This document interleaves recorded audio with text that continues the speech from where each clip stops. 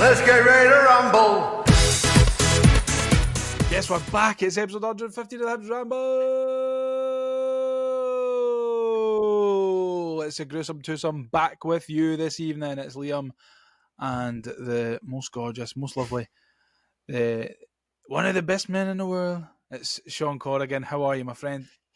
Yeah, I'm fantastic. Absolutely fantastic. It just seems to be me and you week in, week out, pulling out performances for the boys. You, man. It's just, it's what we do, you know? It's what we do. This is what he does. Put a contract out for him. What have you been up to? Not much, lad. Not much boring house stuff. Working hard. Working hard or hardly working? Just, aye. There's not really too much else to it, mate. A lot going on. A lot of good stuff going on. Very, very happy with life at the moment. Long may it continue. And I hope everyone else is feeling the exact same. Yourself? Well, I think a lot of people will be feeling the same because Hibs are actually doing all right at the moment. 8 games unbeaten, Shaun. It's starting to get a little bit pinch me moments, maybe. It's do you know what? See, the longer this run goes on, whether it's, you know, if you include the Celtic defeat, like one defeat in whatever, or unbeaten in 8 or whatever it is, right? The longer it goes on, the more concerned I am.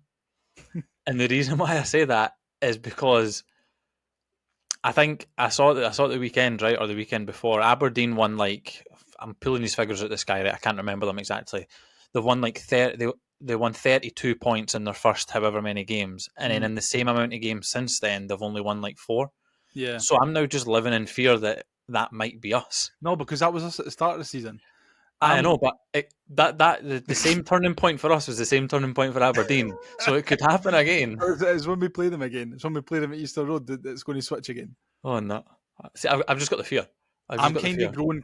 I'm growing concerned as well, though, Shaun. And my concern isn't really for that. My concern is for everyone else in the league because I'm not convinced that we're ever going to lose a game ever again. It's going to be so funny when we get beat after Ross County on Saturday and some Hearts fan comes back and goes, "Well, look at this fucking idiot. Oh, Hibs aren't going to lose a game ever again." So I'm sorry, Hibs. I mean, the fact you referred to it on the last episode, like Kieran Bowie is on the way back, so like it's a good thing that the league flag is already green and white. So we just need to send someone along the M8 to go and pick it up because it's coming home. HMS absolutely pissed the fucking league. That's what I tell you. Good to see Kieran Bowie back though. But listen, I've got down here on my notes any signing news if applicable. Obviously, we've not signed anyone. There has been a couple of wee links that we've maybe not talked about. Now, I can't remember the boy's name. This is brilliant for a podcast. I can't remember the guy's name, but the Swedish 17-year-old. Yep. The apparent wonder kid that's got, like, dud written all over it based on absolutely nothing other than the fact that we're trying to pay $700,000 for him, apparently. Yeah. This is according to reports in Sweden and some off the Hibs Observer. What is his name's like? Still. Oh, fuck, I'm going to have to figure it out. I know he plays for KUPS. He looks very Swedish as well. He does. Matthias Siltanen. And that's a great name, by the way. That is a great name. So I think it seems to be at the moment a bit of a shootout between us and Djurgårdens, which is another Swedish side who are kind of going punch for punch in terms of the bids and stuff. I don't know if we've had it accepted. It's gone a little bit quiet, a little bit flat over the last few days. If I'm being completely honest, Shaun, I can't see this boy being a Hibs player by the end of the window, to be honest. I don't know an awful lot about him. I don't even know, up until 2 seconds ago when I read he was a midfielder, I didn't even know what position he played. Yeah, I knew he was a midfielder, but I'm not going to sit here and pretend like I know anything, and I won't unless anything becomes a little bit more concrete. It would just be very, very Hibs of us to sign someone like that and him just not do anything, i.e. McCurdy, arguably Melkerson, like just flatter to deceive, unfortunately. Mm-hmm. Obviously, I hope that doesn't happen, but a 17 centre midfielder coming from the Swedish league if we're forking out that kind of money for him, he must have something about him. When Ben Kenzel's grafting on the deals and chucking numbers at teams and other boards, he doesn't kind of do it unless he kind of can back it up or maybe get a future sell-on fee like he has with lots of other players. I just hope that we're past the stage of the whole Gordon recruitment strategy, and we're obviously moving towards a better and more sustainable model. Kind of gives you the fear a little bit, doesn't it? Though it kind of gives you. And I know we liked Melkerson. I think there was a I player in love there, him. but I love him. I'm still in his DMs. it was. Of course, you are sending dick pics and that. Just wishing him all the best. Hey, big man replies. Big man replies. Fair play to him. I wish you all the best, Elias. Here's a picture of my penis. Big R9, a big R9 fan, so I've got a lot of respect for that. Oh, is he? Oh, well. Love that from him. But it kind of gives you the same sort of vibes. Like Melkerson come over, he kind of failed to adapt to the game, really. At 17-year-old, you would hope that there would maybe be a little bit more room for adaptation. But coming over from that Scandi league, there's a lot of differences in terms of the season, like what time of the year they play, the pitches, the kind of football and stuff. So, I mean, if we were going to drop 750 odd grand on a 17-year-old, then I would hope that it would be pretty good. But like I said, I can't really see it happening. I just hope he can play on grass, mate. That would be a good start. Yeah, that's kind of my big worry as well. But there was another player whose name has been floated about who are being linked with Tyrese Hall of Tottenham Hotspur, under 21s player. From what I've read, I've not. There's been a couple of highlight reels kicking about that I've not watched because I was at work today, but I seen them linked on .net, and a couple of folk giving the boy some high praise. So if we manage to get him in for 6 months, wouldn't it be too bad? But then again, is a stopgap, or I'd quite like to see us, if we're not going to be able to keep Triantis, I'd like to see us get a Triantis replacement in permanent this month if possible. Yeah, but then you're going to be paying over the odds as well. So I can understand with the amount of bodies that we've got out of contract in the summer, we might just have to deal with loans or stop gaps. But for me, any of the loans or stop gaps that we do bring in, I think they need to be of starting quality or challenging the starting 11. Because the most important thing is, regardless of what happens this season, listen, if we can end on a high and get a European spot and maybe, well, I've absolutely guaranteed everyone that we're winning the Scottish Cup. But if we can go far enough in that and end the season on a high, it will make recruiting players much easier, assuming that we get all the right bodies out in the summer as well, I think and maybe even some now. If last January is anything to go by with the ties with the Black Knight group, the quality of player that we could bring in and should be attracted to us is a good quality of player. You look at Marcondes and Mizian, just the two of the standouts. Obviously, Triantis come in last January as well. I wanted to ask you though, is the signings or lack thereof of transfer activity, is it concerning to you at all? No. Because not for me, not for me. It's not, like, considering where we've been in terms of our scattergun approach the last few years. We use that word a lot, the scattergun stuff, but it's everyone wants a signing. Everyone wants a shiny new player in their squad. But I don't think it is a massive concern that we've not brought in 3-4 bodies so far this window. No, it's not a concern for me. I feel like I say this every episode that we have during a transfer window, that the position we've been in recent years has been we need bodies out before we bring bodies in. Yes, our strength and depth is not great, and we've seen that in recent weeks as well, especially, I mean, we had 5 first team players out in and around the Derby and the Aberdeen game, and we looked very short on the bench. So for me, like any window, especially the position we're in, we'll probably see a little bit more of a flutter towards the end of the window. And that might also be because of this deal as well that you referred to, where we're maybe trying to get that over the line and we just can't get it over the line. So we're maybe trying to pull the trigger on that, so we're not pulling the trigger on anything else till we know if this one's going to go through. And if it doesn't, we'll fall back onto plan B or C or D or whatever it might be. And the club will have a contingency plan for each position that they're trying to go for. But the fact that we managed to get 3 out the door already, that's progress. A lot of Hibs fans, obviously, like you said, want players in, but we can all agree that there's a lot at the club that are, either stealing a wage or not worth their time being at the club.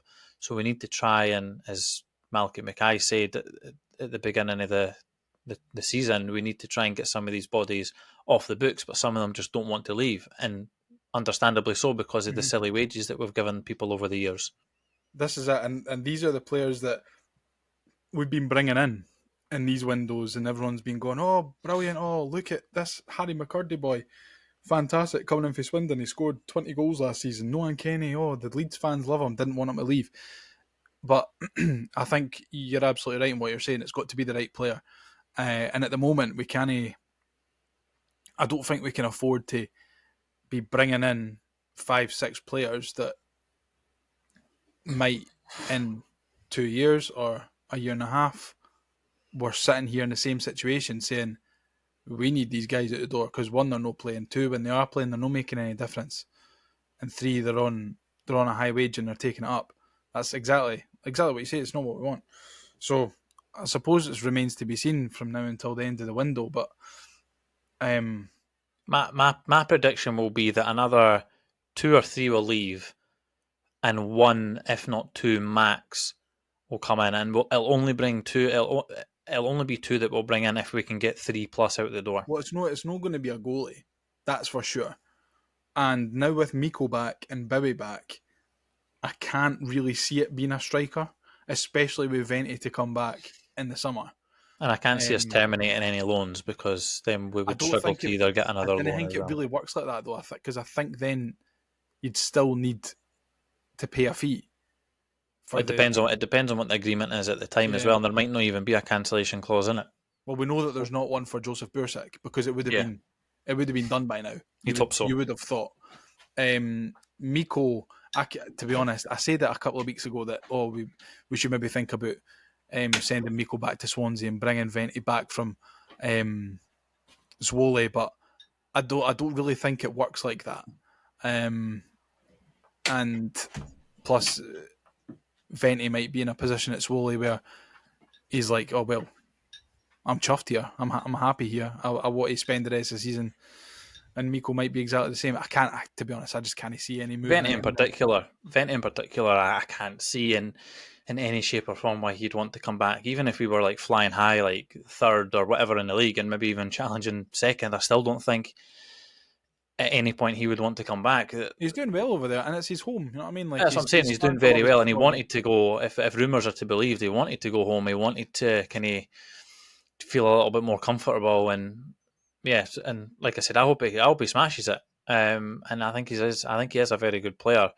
It's the players around him that we maybe need a little bit better quality to get more out of him. And hopefully, if he is still here at the end of the summer window, we've recruited well enough to support him, because a 3-5-2 with Venti would be brilliant. Venti and Bowie, no bad. I'd take that. I'd take it. I was going to say, is there anything else to talk about for the rest of the transfer window? Absolutely not. There's fuck all happening apart from Kvaratskhelia signed for PSG. Seen that, I was surprised by that. He's 5 times. He's like 5 times his wages or something ridiculous like that. But to move that for me, right? Because I fucking love Napoli, man. Honestly, loved them when they had Hamsik and Dries Mertens and everything. But they were so good on FIFA. Like FIFA unreal. 12, FIFA 13 when they had Hamsik and was it Lavezzi and the big fella in the middle. Fucking used to play for Man United, Cavani. They had Milik as well and Cavani. So for me, that is a weird move, because that move would still be available in the summer, I think. And Napoli are flying high at the minute, so I know he's won a title with Napoli already. But why would you not want to go and get godlike status and win another one and then leave? You're dead sideways, mate. Like PSG are like they're not going to win Champions League. Nah, not for me. Anyway, that concludes this episode of the PSG Ramble. Back to Hibs, Shaun, and it was Or if Scottish Cup anything, duty. the Napoli Ramble, considering we're slating PSG. Yeah, true. Aye. So that concludes this episode of the Napoli Ramble. Hibs were on cup duty at the weekend, Shaun. Clydebank came calling. It could have been a bit of a banana skin. It turned out not to be. Before we talk about anything that happened in the game, I just kind of want to give a little bit of praise, or a lot of bit of praise, to the Clydebank supporters coming through in their droves on Saturday and backing their team. I feel like it's a bit disrespectful to go, oh, it's their cup final, because we're no Real Madrid, we're Hibs, you know what I mean? But they backed their team, and they backed them from the first minute to the 90th minute, and I hope that they all had a good day out, and I wish Clydebank all the very best from now until the end of the season. I think they're doing pretty well in the Lowland League at the moment. So I mean, you might not want to say it, but it was their cup final. Like, clubs of that nature, I just think that sometimes it's a wee bit disrespectful to I get say that. that. I get that, but like Fraserburgh going to Ibrox, and like if you're a club that is in like the east of Scotland, the west of Scotland, or the Lowland, and you get drawn against Aberdeen, Hibs, Hearts, Celtic, Rangers, you could even maybe put Dundee United in there. Maybe, I don't know. No, after how they played last night. I know, to go away to those grounds. At one point, I mean, I thought there was going to be more Clydebank fans than Hibs fans, but all in all, considering the nature of the tie, it was a good turnout, and I thought similar at Ibrox as well. So that it's not necessarily about it being their cup final or it making them loads of money. It's more about for those kind of clubs and those fans and the players. It's more about kind of the memories that they're going to then cherish. Do you know what I mean? To be able to say that they've, Yeah. I'm not trying to be big headed here, but I've played at Easter Road. Do you know what I mean? Or I played at Ibrox or Celtic Park or whatever. And to be honest, they didn't really look like a part-time side. Acquitted themselves very well, Or very very well. I mean, I don't think Hibs had the best game. I think Clydebank probably didn't expect to advance in the cup. We can probably be honest here and say that that's them got to their point in the Scottish Cup. I don't think they were going to get through. But they did all right. We were pretty stinking, to be honest. We didn't really get out of second gear. Scored after a minute, which maybe settled the players quite a lot and perhaps unsettled the Clydebank players. But Shaun, for the vast majority of the game, it was enough to get football cancelled. It was a pretty drab game. I know we won 3-0 and we're in the hat for the next round. And Yeah, what but only matters about the result, no the performance. we're technically out the hat now because we've been drawn against there, so we're not in the hat, not in the hat anymore. But yeah, see scoring that early. That's then set the game up for the tone that it then had. The longer that goes on at 0-0, the more nervous our players could have potentially came. But then again, like whenever the deadlock was going to get broken, it then could have then opened up the floodgates if it then made it to 40 minutes or 50 minutes or 60 minutes, because then Hibs are then going to get angry and maybe try and come up the gears a wee bit. So the fact that we scored that early probably just set the tone. I know it was at Easter Road, but yeah, I know it was at Easter Road, but like Mussey went to Hamilton and almost took them to extra time. And then you compare that to, obviously, you look at Fraserburgh, they went to Ibrox and it was only 5-0. But then you look at Broxburn, who had Ayr at home, they got beat 8-0. And they got scudded 8-0 because they just didn't set up properly and they weren't into it and they just kind of lost the head by the end of it. And a lot of people were saying that could have potentially been an upset because Broxburn are at home. But then you look at Fraserburgh going away, Mussey going away, and you look at Clydebank going away and acquitting themselves very, very well. So it says a little bit more about what they were able to achieve, which is good. I think, for the vast majority of the game, we were very, very comfortable, and that's like the fact of the matter. But we didn't do an awful lot with the ball when we had it. We didn't look extremely dangerous. There was a couple of times where we maybe had a chance here or there, but to be honest, it just felt like the players, both sides probably, were going through the motions, and I genuinely think the 3-0 flatters us. If I'm being perfectly honest, obviously I'll take it every day of the week. But yeah, it was just a bit flat. It was a bit of a boring game, to be honest. But I mean, the main point is that Rudy got minutes, Miko got minutes, Kieran Bowie's back and he got minutes. Luke Amos somehow managed to find himself on the park for a wee while, and the young boy Gilly, Lewis Gilly, came on for a wee while, and I thought he looked like a half decent wee prospect when he came on, left wing back. Lewis Stevenson regen, if you ask me. Yeah, Don't know where David yeah. Gray's spawning them from, but fair play. I'll take another Exactly. Another left Scottish back that can give me 7 out of 10 every week. Another Scottish left back, as if we've not got enough of them. Aye, and we've still got one of the McIntyres as well. So Yeah, but mate, listen, I think the main thing was to get through, and if we could get players who were needing minutes, and we did both of those things. Job done, as David Gray said. But how happy were you to see Kieran Bowie back in the squad and back on the pitch? yeah, delighted. Hopefully he never ever plays for the Scotland 21s ever again. We were obviously hopefully learned his lesson.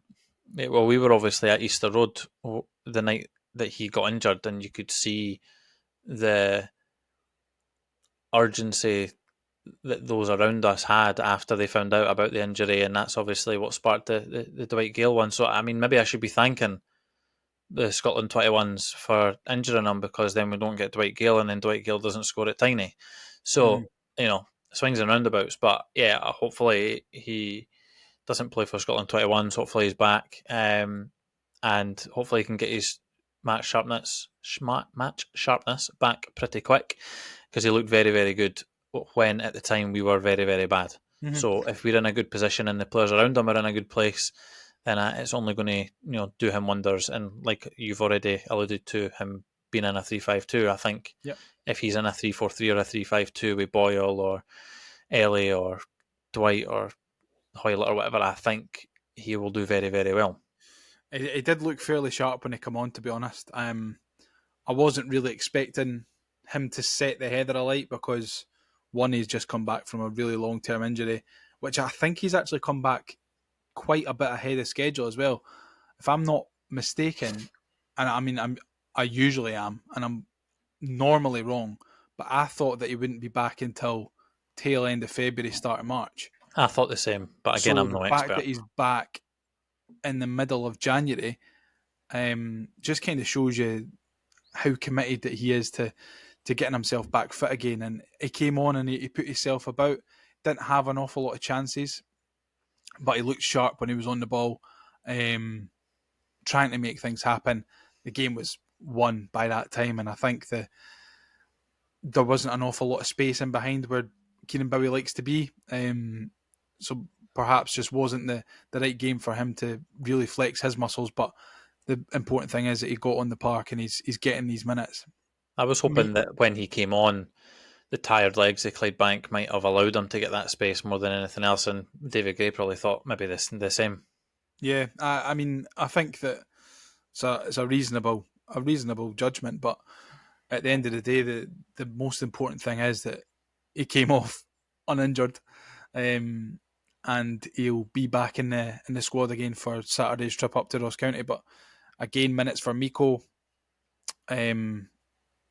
which I think is important, because we will be leaning on him between now and the end of the season. He will be a part of what we do in terms of trying to win games and trying to get forward. Gives us a different dynamic to Gale and Kieran Bowie as well. So it's important that we keep all three of them like kind of match fit and in rotation and stuff, because I think that we're going to need to lean on all three of them from now till the end of the season, to be honest. But yeah, Lewis Gilly, that's probably the happiest thing to talk about coming out of the weekend's game. 16-year-old boy looked fairly sharp, admittedly, against a Clydebank side that were already 3-0 down and probably blown out their arse on massive Easter Road pitch, but it's encouraging to see that David Gray's got faith. I'd never heard of the boy before he got mentioned on the bench on Saturday. What were you doing when you were 16? I'm pleading the fifth on that one. Yeah, it's great that he was given the opportunity. I had heard the name, but I couldn't tell you what he looked like. I most certainly could do that now. He's got a mullet. So yeah, what? He's got a mullet. I had one probably about 16 as well. Nah, it's one of the cool ones though. It's like the Australian style.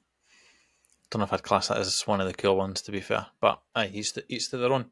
Fair play to him. Listen, regardless of his age and regardless of the scoreline, he still needs to come on and perform well. And yeah, he done that. Carried himself very well. Yeah, fair play.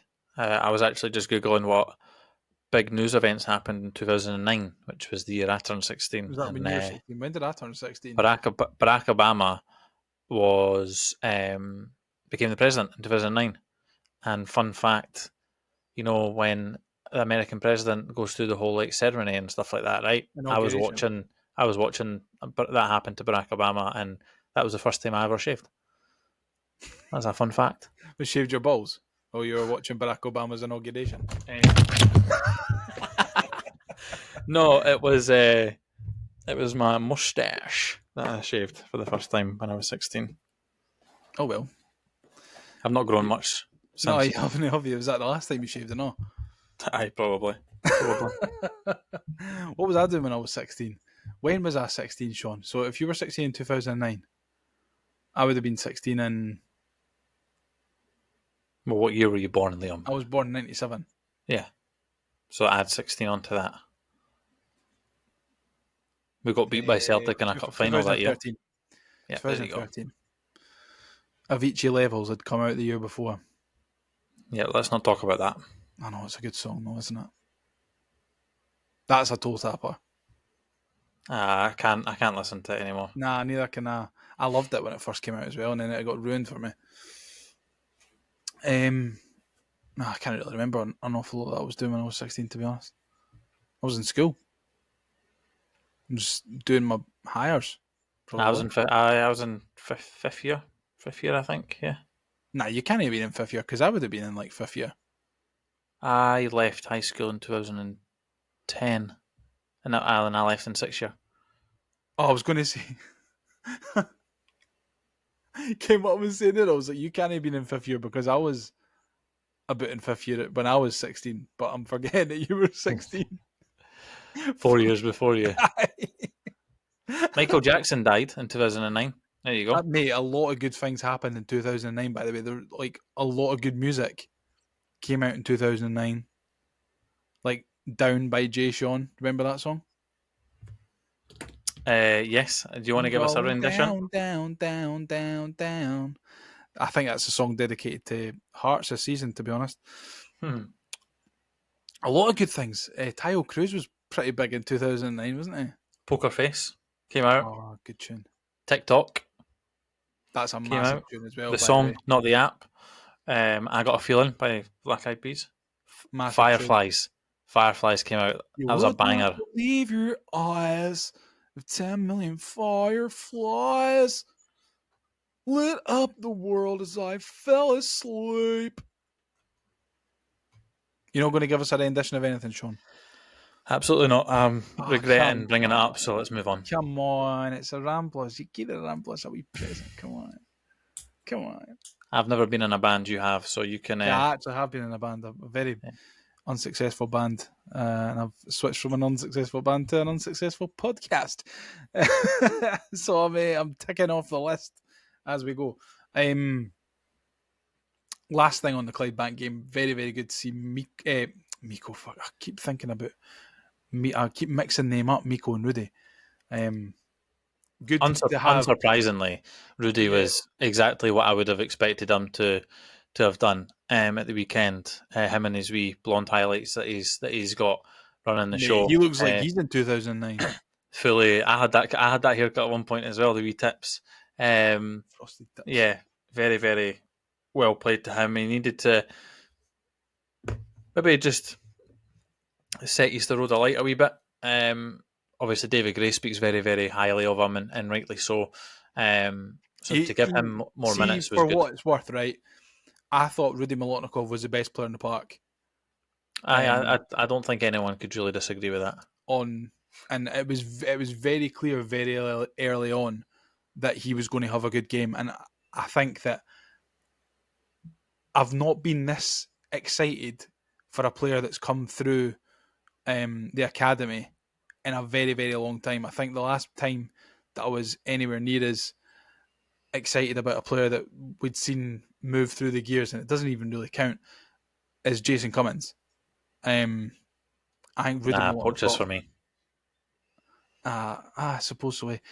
But it's different though because Molotnikov's an exciting player. Poch is just centre half, but Molotnikov is a spectacular player.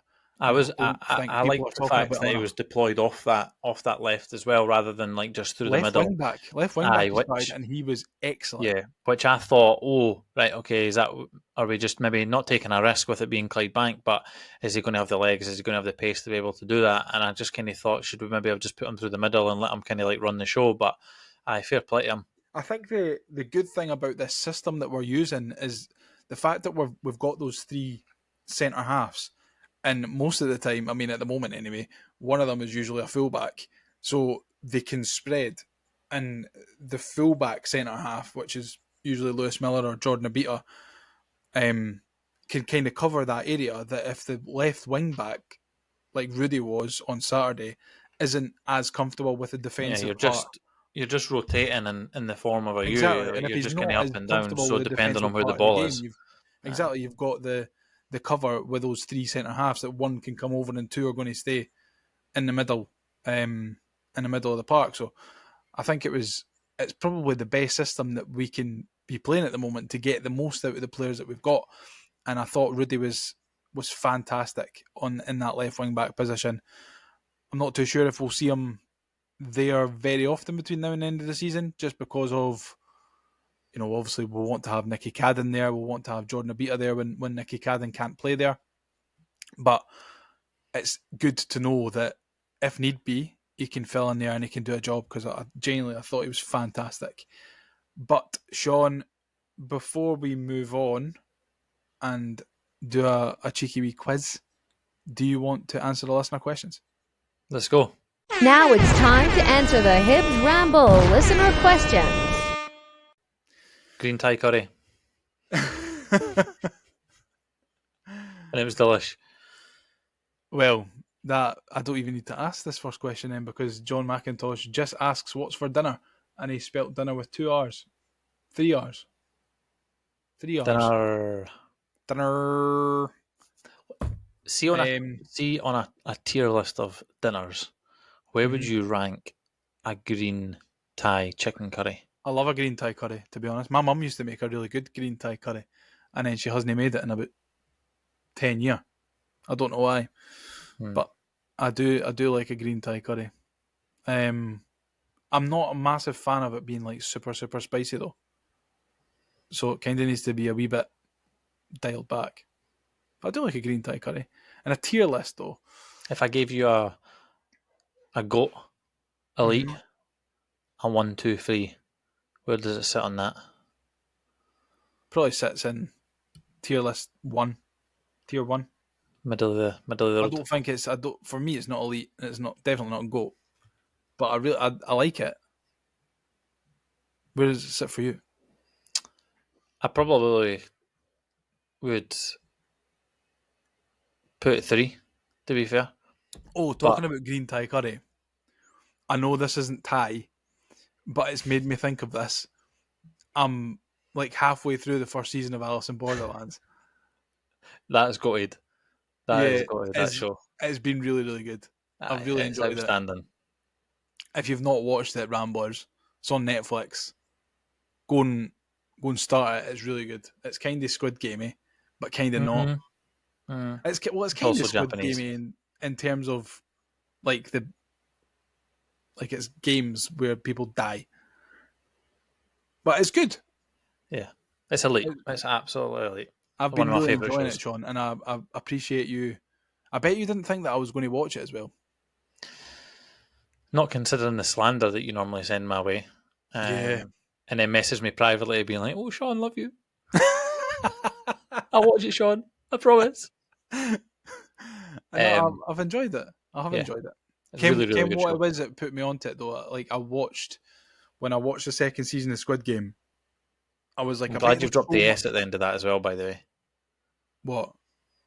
It's when you say Squid Game, I'm glad you dropped the S that you used to say at the end of it. Did I used to call it Squid Games? Yeah, because that's not the Okay. name of the show. Rookie error. You came what it's called in Spain? What? It's called something calamari. Genuinely, my boss is in Spain now, and he sent me a picture of a poster for it, and it was like something in Spanish and then calamari at the bottom, which I thought was pretty funny.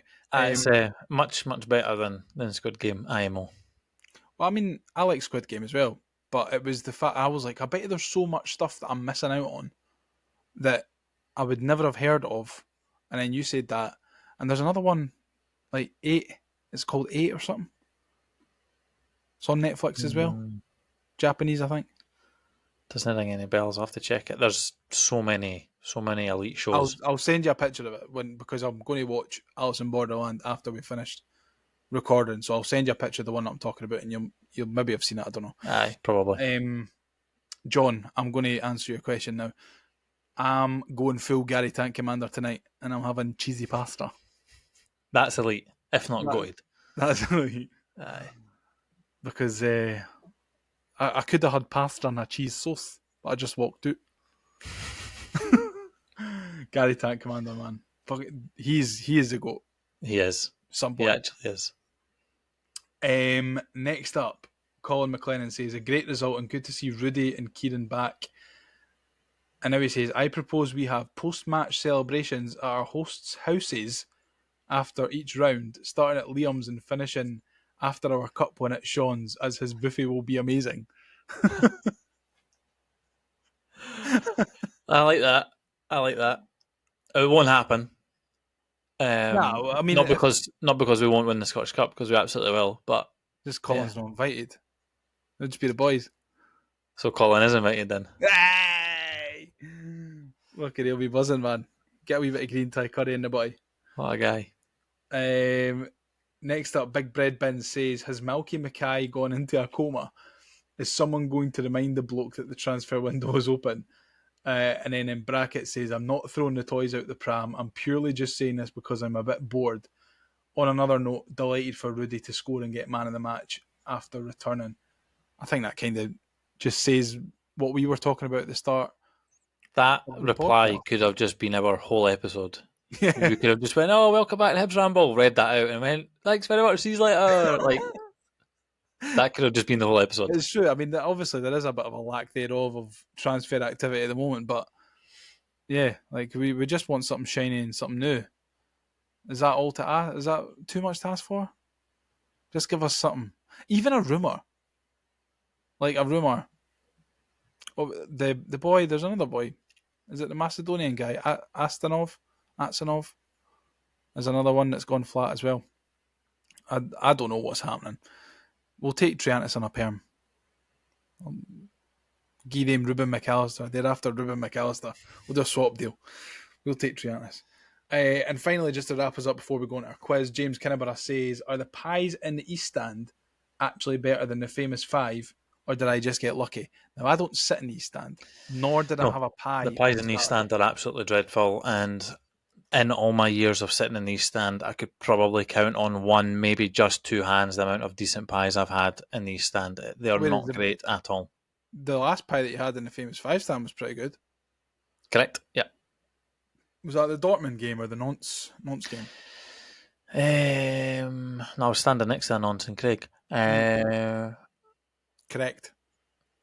Yeah, you could be right. I think that might have been the last time I was in the famous 5. I've not been in it since I've done the safe standing. So yeah, but the pies in East are terrible.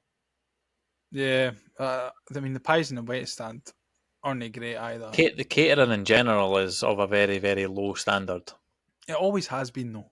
I can't really think of many places where I've been, right, that are big grounds or like grounds a similar size of Easter Road where you go and the food's been good.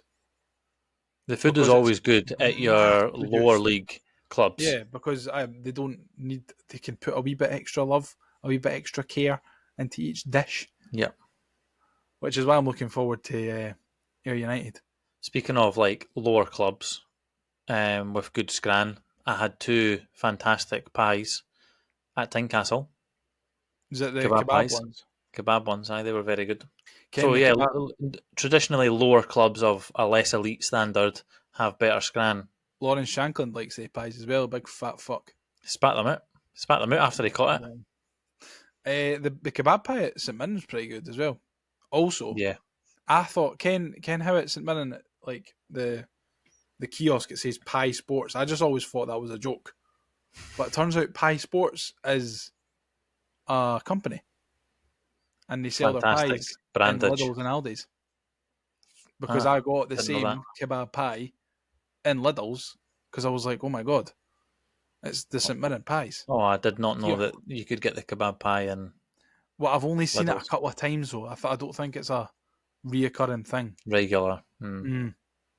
Which is a bit of a pain in the arse because it's class. But listen, Thanks very much for joining us on the Food Ramble. been the Food Ramble, the Napoli Ramble, the PSG Ramble. But yeah, will we move on to our wee quiz, Sean? Would you like to have your knowledge tested? Yeah, I'm very, very, very tired today. So, yeah, I might You're very struggle, tired but today. try my best.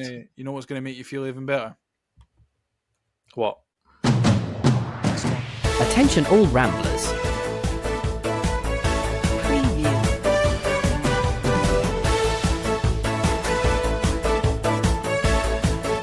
Don't go anywhere because it's Ramble Quiz time.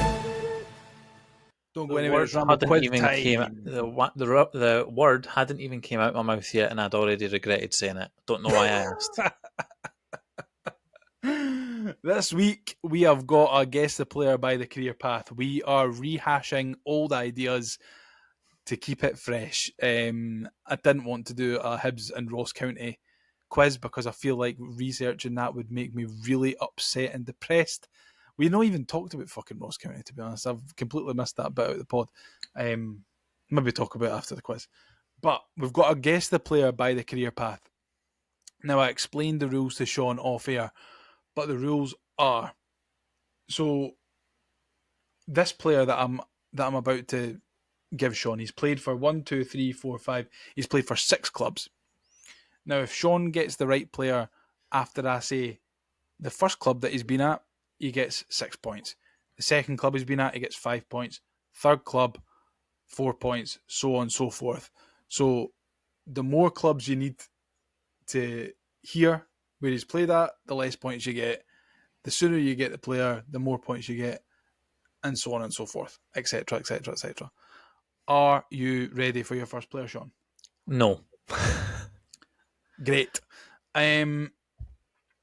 Now, you can decide whether to make this a wee bit easier or not, and I can tell you the years, or I can just tell you the clubs.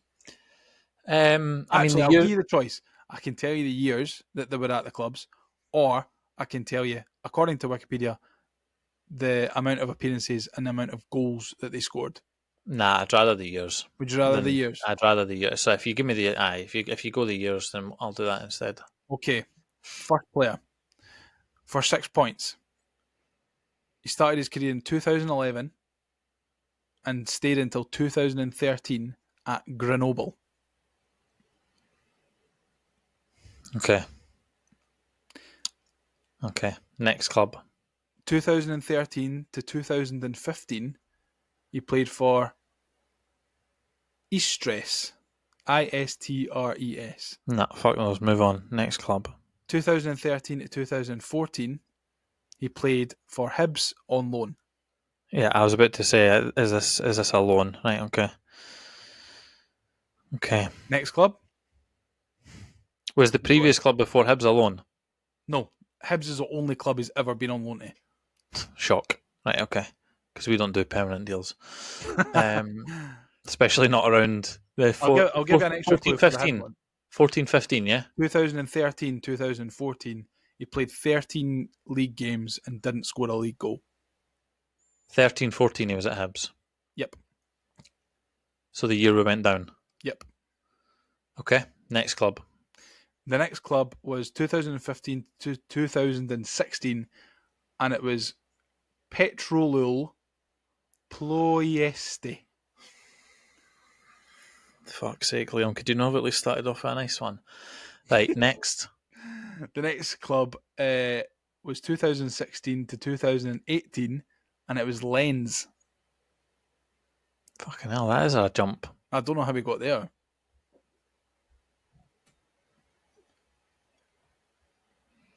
Who's in our relegation squad? Fuck knows. I keep thinking, for the last two clubs, I've been thinking Zarabi.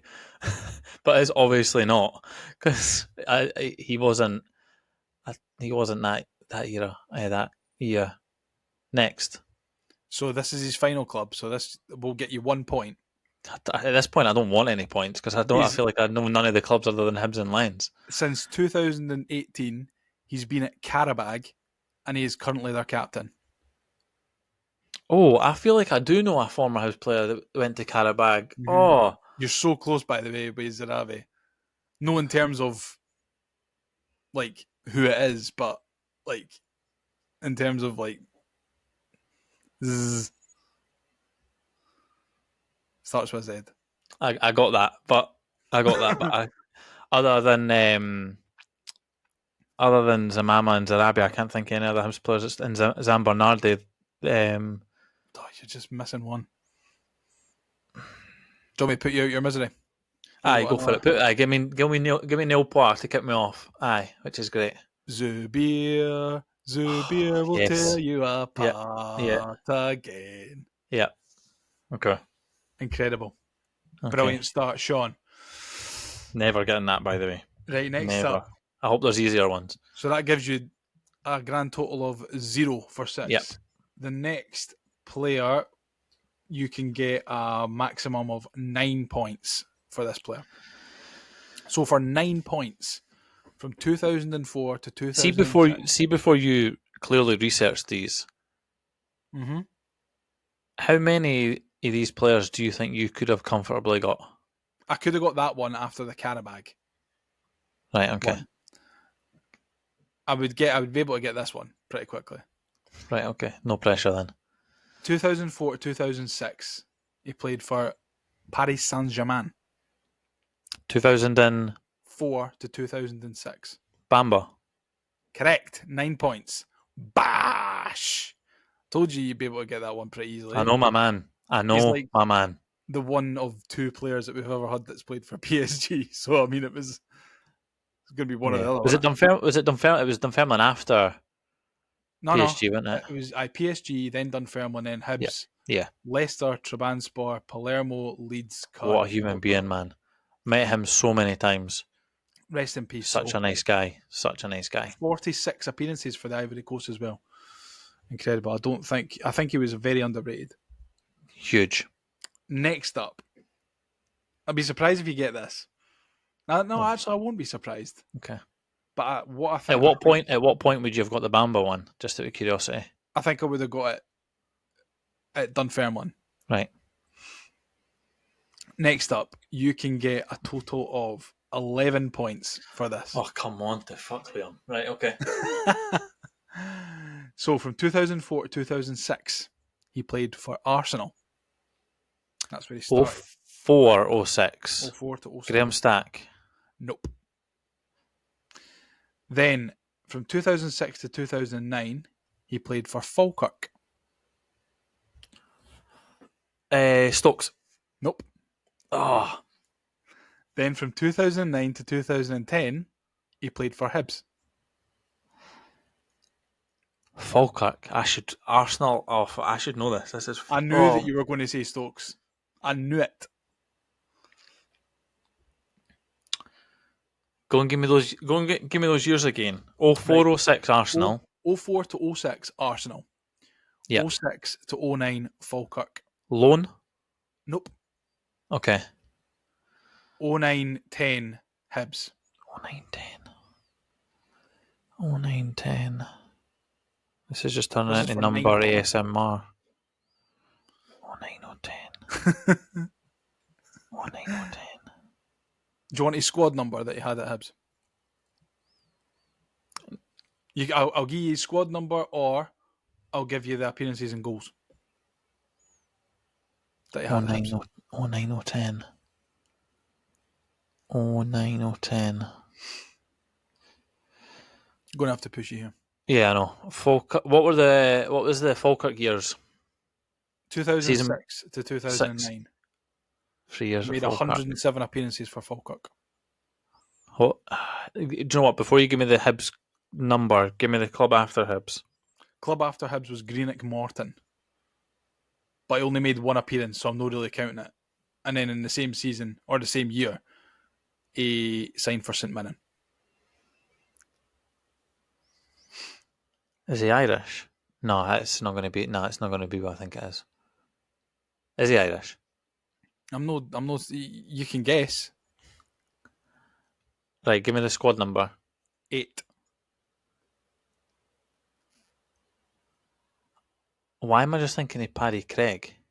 Because you Is would it be Paddy Craig? absolutely right. Paddy Craig. You'd be absolutely right. The weirdest Hibs number 8 ever in the history of Hibs. I'll give you 8 points for that. 8 Thanks. points. So it takes your total to 17. What was the rest of his clubs? So after Hibs, he played one game for Morton in 2010. Yeah. And then also in 2010, he signed for St Mirren. Yeah. So he played for Hibs, Morton and St Mirren in 2010, which I don't buy. Then he signed for Bury, then St Johnstone, then Shamrock Rovers, then St Pat's, then Forfar, then Montrose, and he's currently the Brecon man. I don't see, if you hadn't given me that squad number, I don't think I would have got to that until maybe St Pat's. I had no idea that he was even at St Mirren, to be honest. He is Irish, eh? Yes, he is. Yeah, he is. Yeah, I was going to stupidly say David Van Zanten when you said St Mirren. I was like, no, Shaun, don't be so stupid. Yeah, he was at St Mirren before Hibs. Shaun. Correct. You Correct. fucking idiot. I'm aware of that. That's why I didn't say it. Next up, you can get a maximum of 2 points here. Right. Okay. I thought you were going to say 17 or something. I was going to go Vasti.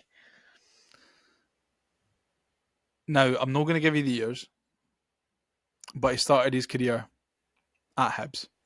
Okay. Any guesses? Scott Brown. No, you can get a maximum of 2 points. So use your brain here, Shaun. He started his career. Because he went to Aberdeen. Oh, he went to Aberdeen. I forgot about that. Sorry, I forgot Scott Brown went to Aberdeen.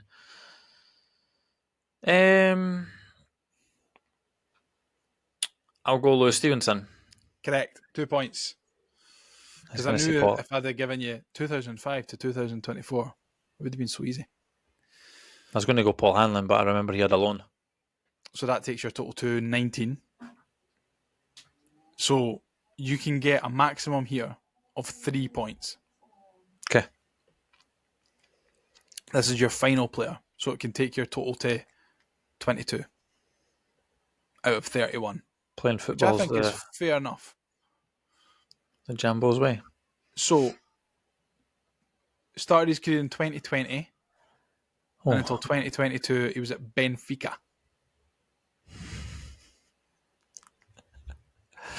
Is it Jair Tavares? It is Jair Tavares.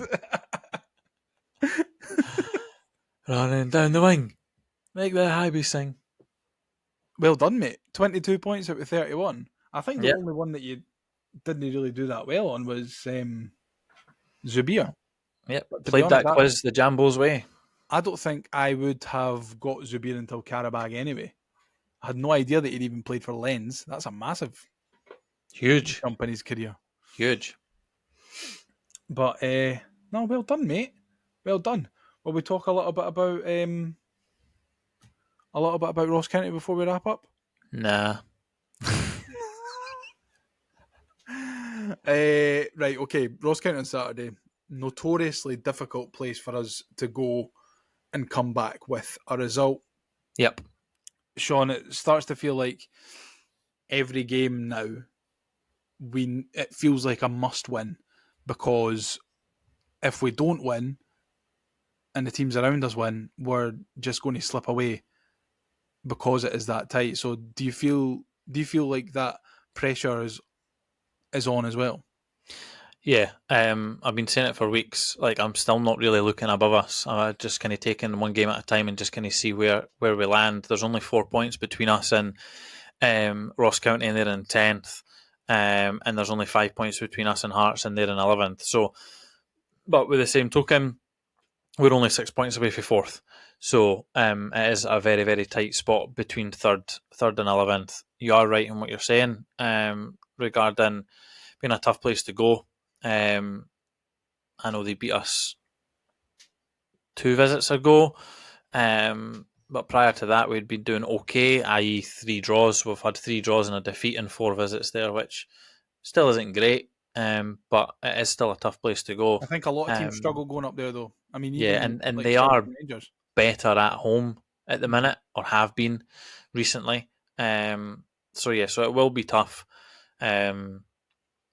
But listen, we're in a good place at the minute. Squad's in a good place. Players' mentality's in a good place. But you could argue that about Ross County as well.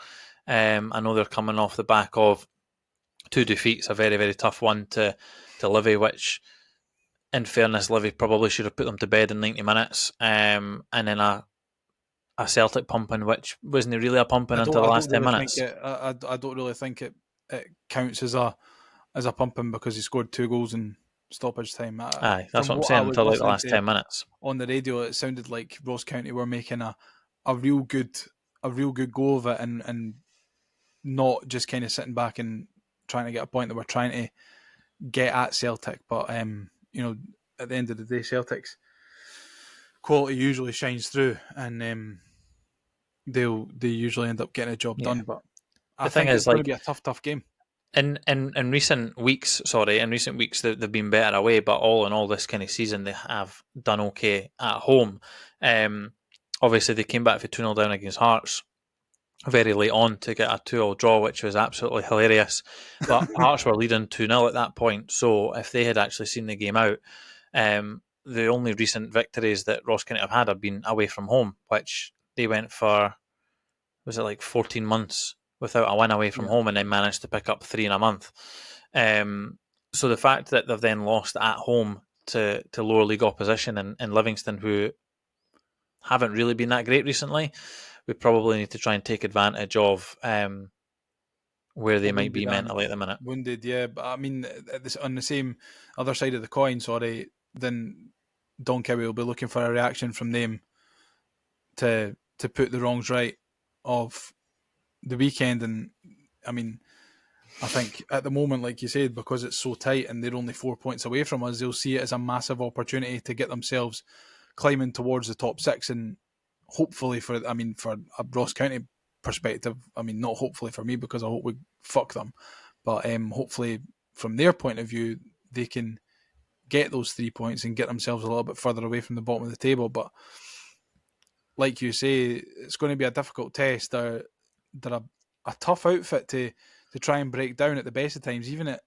Easter Road when they come down here. So to go up there and to try and break them down, we've seen it on so many occasions, Shaun, that we've kind of just failed to break through those lines. But hopefully with the form that we're in at the minute, we're going to be able to break them down a little bit more, and hopefully we'll come away with the 3 points. But would you take a point right now?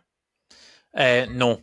If we got a point at the weekend, I would be disappointed regardless of how we play, and that's more down to not necessarily our form and where we're at the minute, but more about where we are, where we want to be. Yeah, where we are in the league.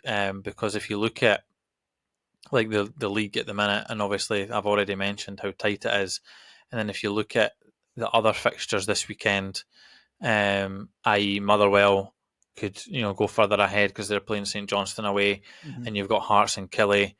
So either way, that could be a lose-lose for us. And then you've got Aberdeen, St Mirren, which again might not be great for us. So at the minute, and because of the nature of this league, between 3rd and 11th being so tight week in, week out, teams that might seem out of it will catch up with us, or teams that are like within our reach might then just get too far ahead of us, and that might just be after one match. So yeah, it's not ideal. And obviously Dundee United have got Rangers at home, which the way that they were previously playing, other than obviously the weekend there, you would maybe fancy them to take something from Rangers, but maybe not so much now. Yeah, they were pretty rotten on Monday night in the Dundee Derby in the Cup. But no, Get it up them. I was going to say something there. I completely forgot what it was. No, I remember now. We need to be winning these games because of the poor start that we had to the season, in which we weren't picking up any points or 1 point here and there in the games that historically we really should be coming away with wins in. Because we did so poorly at the start of the season, we can't really afford to not be picking up the 3 points when we play these teams. Like at St Johnstone away on the second, it was a disappointment to come away with just a point, especially against 10 men. That was pretty poor. I think I'm in exactly the same boat as you, Shaun. I will be bitterly disappointed if we don't come away with the 3 points on Saturday, but we've got to get up there, we've got to play our game, and we've got to make sure that we are better than them on the day. And in recent trips to Dingwall, it just hasn't turned out that way, and hopefully we can get the job done, get the points over the line. But until then, we just never know. We just never know. And will we wrap it up there, big man? Great way to end it. Very well done. Great way to end it. Listen, if you've got this far, thank you so much. You can follow us on Twitter, on Facebook, on Instagram. We are at the Hibs Ramble. On any socials, if we're on it, we will be at the Hibs Ramble. So just search us. You can find us on TikTok. We've just Find passed us, 1,000 followers. abuse us in the comments. Do whatever you want. Just follow us and subscribe. Yep, and hit that bell notification for So you get notified when we upload. Yeah. You can join our Discord server. Again, I'll put the link in the description on YouTube and whatever. But yeah, thank you for listening, and we will catch you after the Ross County game. Bye-bye. Let's get ready to rumble.